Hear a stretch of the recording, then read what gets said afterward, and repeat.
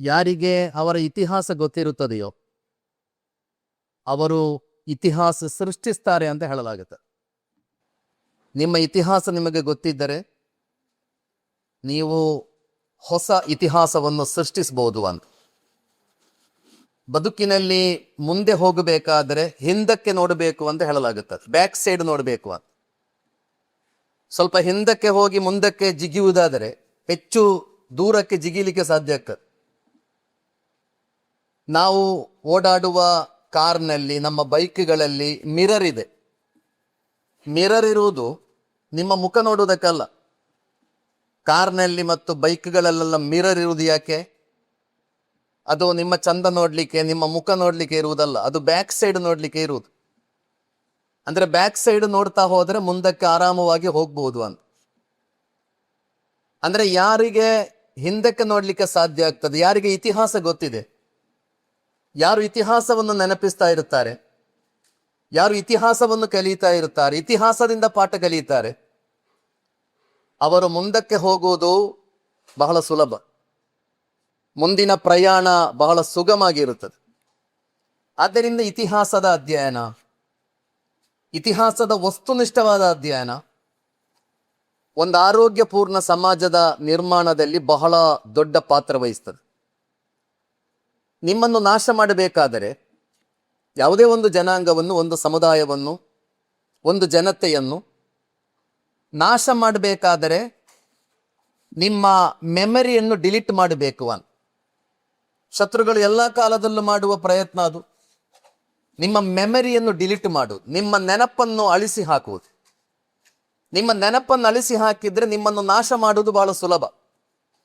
ಒಂದು ಸಮುದಾಯವನ್ನು, ಒಂದು ಜನತೆಯನ್ನು ನಾಶ ಮಾಡುವುದಂದ್ರೆ ಕೊಂದು ಮುಗಿಸಲಿಕ್ಕೆ ಖಂಡಿತ ಸಾಧ್ಯ ಇಲ್ಲಲ್ಲ, ಎಷ್ಟು ಜನರನ್ನು ಕೊಲ್ಬಹುದು. ಆದ್ದರಿಂದ ಒಂದು ಜನತೆಯನ್ನು ನಾಶ ಮಾಡಬೇಕಾದರೆ ಅವರ ಮೆಮರಿಯನ್ನು ಡಿಲೀಟ್ ಮಾಡಬೇಕು ಅಂತ, ಅವರ ನೆನಪನ್ನು ಅಳಿಸಬೇಕು. ಮತ್ತು ಶತ್ರುಗಳು ಎಲ್ಲ ಕಾಲದಲ್ಲ ಕೆಲಸ ಮಾಡುತ್ತಾರೆ. ನಿಮ್ಮಲ್ಲಿ ಯಾರೂ ಇಲ್ಲ, ನಿಮ್ಮಲ್ಲಿ ಸಾಹಿತಿಗಳಿಲ್ಲ, ನಿಮ್ಮಲ್ಲಿ ಬುದ್ಧಿಜೀವಿಗಳಿಲ್ಲ, ನಿಮ್ಮಲ್ಲಿ ರೈಟರ್ಸ್ಗಳಿಲ್ಲ, ನಿಮ್ಮ ಕಾಂಟ್ರಿಬ್ಯೂಷನ್ ಏನೂ ಇಲ್ಲ. ಹೀಗೆ ಇಲ್ಲ ಇಲ್ಲ ಇಲ್ಲ ಅಂತ ಕತೆ ಹೇಳಿ ನಿಮ್ಮ ನೆನಪನ್ನು ಅಳಿಸಿ ಹಾಕಿದ್ರೆ ಮತ್ತೆ ಶತಮಾನಗಳವರೆಗೆ ನೀವು ತಲೆ ಎತ್ತಿ ನಡೆಯಲು ಸಾಧ್ಯ ಆಗದ ರೀತಿಯಲ್ಲಿ ನಿಮ್ಮನ್ನು ನಾಶ ಮಾಡಬಹುದು, ನಿಮ್ಮನ್ನು ದುರ್ಬಲರನ್ನಾಗಿ ಮಾಡಬಹುದು. ಆ ಪ್ರಯತ್ನಗಳು ಜಗತ್ತಿನಾದ್ಯಂತ ನಡೆಯುತ್ತಾ ಇದೆ, ನಮ್ಮ ದೇಶದಲ್ಲೂ ನಡೆಯುತ್ತಾ ಇದೆ, ನಮ್ಮ ಜಿಲ್ಲೆಯಲ್ಲೂ ನಡೆಯುತ್ತಾ ಇದೆ.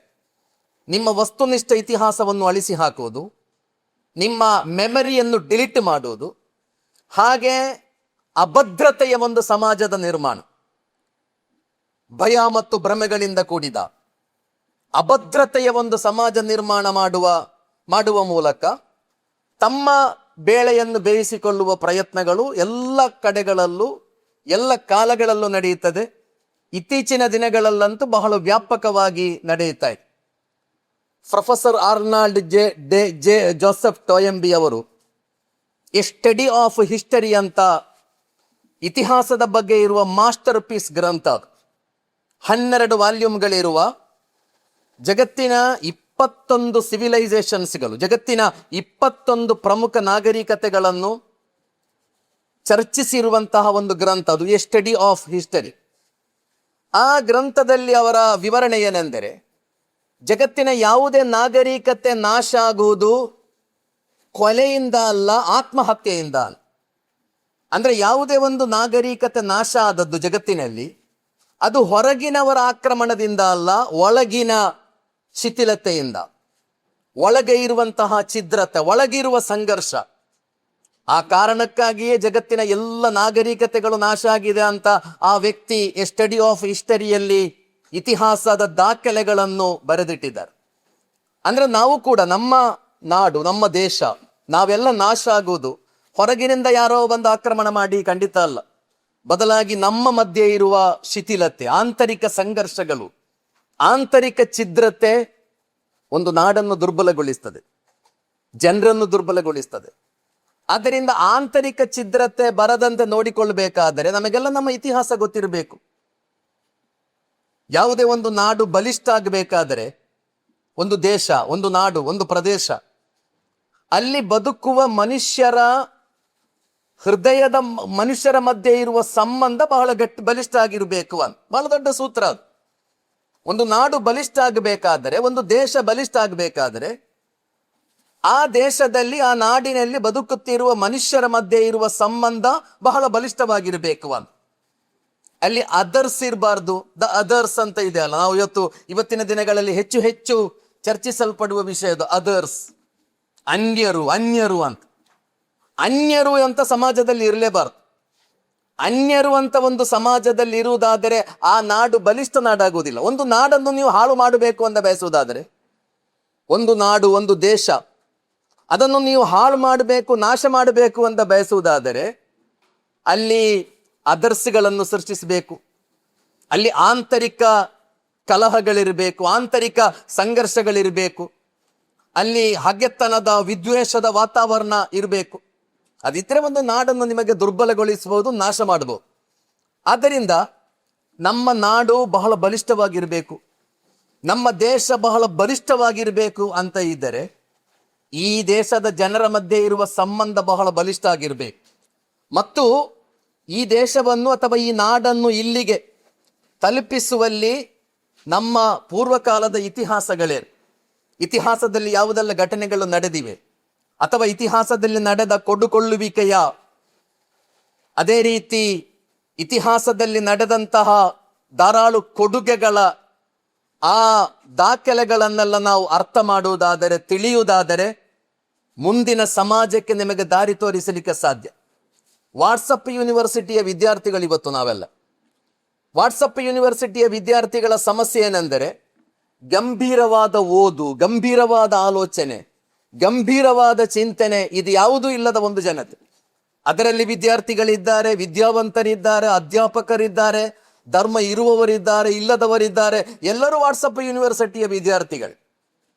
ಅವರಿಗೆ ಗಂಭೀರವಾದ ಚಿಂತನೆಗಳಾಗಲಿ, ಗಂಭೀರವಾದ ಓದು, ಅಧ್ಯಯನ ಇದು ಯಾವುದೂ ಇಲ್ಲದೆ ಯಾವುದೋ ಕಥೆಗಳನ್ನು ಕಟ್ಟಿಕೊಂಡು ಭಯದ, ಭ್ರಮೆಯ, ಸಂಶಯದ ಸಮಾಜವನ್ನು ಇವತ್ತು ನಿರ್ಮಾಣ ಮಾಡಲಾಗುತ್ತಾ ಇದೆ. ಮತ್ತು ಅದಕ್ಕೆ ಬೇಕಾದ ಪ್ರೋತ್ಸಾಹಗಳು ಕೂಡ ಎಲ್ಲ ಕಡೆಗಳಲ್ಲೂ ಸಿಗುತ್ತದೆ ಮತ್ತು ಅಂತಹ ಒಂದು ಮಾನಸಿಕತೆಯನ್ನು ಬೆಳೆಸಲಾಗುತ್ತಾ ಇದೆ. ಇಂತಹ ಒಂದು ಪರಿಸ್ಥಿತಿಯಲ್ಲಿ ಖಂಡಿತವಾಗಿಯೂ ನಾವೆಲ್ಲ ನಮ್ಮ ಇತಿಹಾಸವನ್ನು ತಿಳಿಬೇಕು. ದಕ್ಷಿಣ ಕನ್ನಡ ಜಿಲ್ಲೆಗೆ ಬಹಳ ಭವ್ಯವಾದ ಇತಿಹಾಸ ಇದೆ. 80ರ ದಶಕದ ತನಕ, 1980ರ ದಶಕದ ತನಕ ದಕ್ಷಿಣ ಕನ್ನಡ ಜಿಲ್ಲೆಯಲ್ಲಿ ಯಾವ ಕೋಮು ಗಲಭೆಗಳು ನಡೆದಿರಲಿಲ್ಲ. ಇಲ್ಲಿ ಭೂ ಸುಧಾರಣಾ ಕಾಯ್ದೆ ಬಂತು, ಆಮೇಲೆ ಬ್ಯಾಂಕ್ಗಳ ರಾಷ್ಟ್ರೀಕರಣ, ನ್ಯಾಷನಲೈಸೇಷನ್. ಇದರ ನಂತರ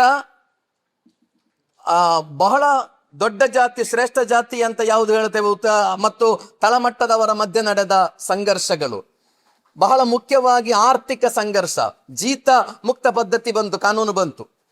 ಇದೆಲ್ಲದರ ಕಾರಣಕ್ಕೆ ಮೇಲ್ವರ್ಗ ಮತ್ತು ಕೆಳವರ್ಗದವರ ಮಧ್ಯೆ ನಡೆದ ಸಂಘರ್ಷಗಳು, ಮೇಲ್ವರ್ಗದಲ್ಲಿ ಉಂಟಾದ ಹತಾಶೆ, ಭಯ, ಆತಂಕ, ಇವುಗಳನ್ನೆಲ್ಲ ಕೋಮು ಗಲಭೆಯ ಸಾಧನವನ್ನಾಗಿ ಮಾರ್ಪಡಿಸಲಿಕ್ಕೆ ದೊಡ್ಡ ದೊಡ್ಡ ಶಕ್ತಿಗಳೆಲ್ಲ ಪ್ರಯತ್ನ ಪಟ್ಟರು. ಬೇರೆ ಬೇರೆ ಮಾಧ್ಯಮಗಳನ್ನು ಅದಕ್ಕೆ ಉಪಯೋಗಿಸಿದ್ರು. ರಾಜಕೀಯ, ಧಾರ್ಮಿಕವಾದ ಚಿಹ್ನೆಗಳನ್ನು, ಧಾರ್ಮಿಕವಾದ ಆಚರಣೆಗಳನ್ನು, ಧಾರ್ಮಿಕವಾದ ಸಂಪ್ರದಾಯಗಳನ್ನು ಉಪಯೋಗಿಸಲಾಯಿತು. ಹೀಗೆ ಇವತ್ತು ನಮ್ಮ ಜಿಲ್ಲೆ ಅಂದರೆ ಒಂದು ರೀತಿಯ ಭಯದ, ಭ್ರಮೆಯ, ಆತಂಕದ, ಸಂಶಯದ ದಿನಗಳನ್ನೇ ನಾವು ಇವತ್ತು ಎದುರಿಸ್ತಾ ಇದ್ದೇವೆ. ಅದಕ್ಕಾಗಿ ನಮ್ಮ ಇತಿಹಾಸದ ಅಂದ್ರೆ ಹೇಳುವಾಗ ಇತಿಹಾಸದಲ್ಲಿ ನಡೆದದ್ದು ಎಲ್ಲವೂ ಸರಿ ಅಂತ ಅಲ್ಲ. ಇತಿಹಾಸದಲ್ಲಿ ತಪ್ಪುಗಳು ನಡೆದಿದೆ. ಆ ತಪ್ಪುಗಳು ನಡೆಯದ ಹಾಗೆ ನೋಡಿಕೊಳ್ಳುವ ನಮ್ಮ ಜವಾಬ್ದಾರಿ. ಇತಿಹಾಸ ತಿಳಿಯುವುದಂದರೆ ಅಲ್ಲಿ ಎಲ್ಲ ಒಳ್ಳೆಯದು ಮಾತ್ರ ನಡೆದಿದೆ ಅಂತಲ್ಲ, ಅಲ್ಲಿ ಕೆಲವಾರು ತಪ್ಪುಗಳು ಸಂಭವಿಸಿದೆ. ಆ ತಪ್ಪುಗಳು ನಮ್ಮಿಂದ ಸಂಭವಿಸದಂತೆ ನೋಡಿಕೊಳ್ಬೇಕು. ಯಾವುದೆಲ್ಲ ಒಳಿತುಗಳಿವೆಯೋ ಆ ಎಲ್ಲ ಒಳಿತುಗಳಿಂದ ಪಾಠ ಕಲಿಯಬೇಕು. ಹಾಗೆ ಮಾತ್ರ ಮುಂದಿನ ಪ್ರಯಾಣ ಸಾಧ್ಯ. ಆದ್ದರಿಂದ ಕರಾವಳಿ ಕರ್ನಾಟಕದ ಇತಿಹಾಸದ ಬಗ್ಗೆ ಇವತ್ತು ವಿದ್ಯಾರ್ಥಿಗಳ ಮಧ್ಯೆ ನಡೆಯುತ್ತಿರುವ ಈ ಚರ್ಚೆ, ಈ ಸಂವಾದ, ಇದು ಖಂಡಿತವಾಗಿಯೂ ಬಹಳ ಒಳ್ಳೆಯ ಬೆಳವಣಿಗೆ. ಈ ಕಾರ್ಯಕ್ರಮದ ಆಯೋಜಕರನ್ನು ನಾನು ಹೃತ್ಪೂರ್ವಕವಾಗಿ ಅಭಿನಂದಿಸ್ತಾ ಇದ್ದೇನೆ. ಇದು ಖಂಡಿತವಾಗಿಯೂ ಮುಂದಿನ ಜನಾಂಗಕ್ಕೆ, ನಮ್ಮ ಮಕ್ಕಳಿಗೆ, ನಮ್ಮ ವಿದ್ಯಾರ್ಥಿಗಳಿಗೆ ಈ ಅಧ್ಯಯನ, ಈ ಸಂವಾದ, ಈ ಚರ್ಚೆ ಖಂಡಿತವಾಗಿಯೂ ಬೆಳಕನ್ನು ತೋರಿಸಬಹುದು ಅಂತ ನಾನು ಆಶಿಸ್ತಾ ಇದ್ದೇನೆ. ಈ ಅಧ್ಯಯನ, ಈ ಚರ್ಚೆ, ಇವತ್ತಿನ ಈ ಕಾನ್ಫರೆನ್ಸ್ ಇದು ನಿಮಗೆಲ್ಲ ದಾರಿ ತೋರಿಸಲಿ, ನಿಮಗೆ ಬೆಳಕಾಗಲಿ, ಮುಂದಿನ ಜನಾಂಗಕ್ಕೆ ದಾರಿ ತೋರಿಸಲಿಕ್ಕೆ ನಿಮಗೆ ಒಂದು ಮಾರ್ಗದೀಪವಾಗಲಿ ಅಂತ ಹಾರೈಸುತ್ತಾ ತಮಗೆಲ್ಲ ಕೃತಜ್ಞತೆಗಳನ್ನ ಹೇಳಿ ನನ್ನ ಮಾತನ್ನು ಮುಗಿಸ್ತಾ ಇದ್ದೇನೆ.